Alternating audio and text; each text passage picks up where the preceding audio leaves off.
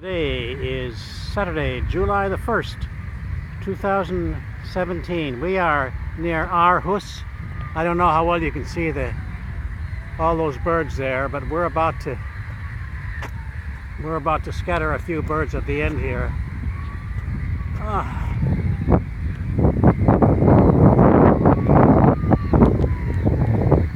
Step to the side, Ellen. Mallard ducks. Okay, dear. The reason we're coming here is because there's all kinds of swans. Yes, I don't know if you can see the swans. All kinds of swans in the water. And there's the baby ducks coming this way. And swans aplenty in the waters here. It's really quite an unusual arrangement. And then straight down here on the dock, of course, mallard ducks. And I'm going over here to the left.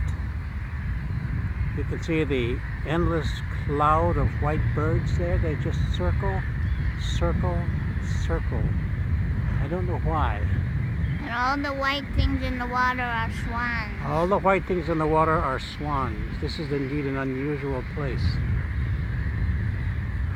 It's fresh water.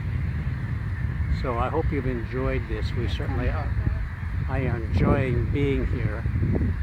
There goes a bird.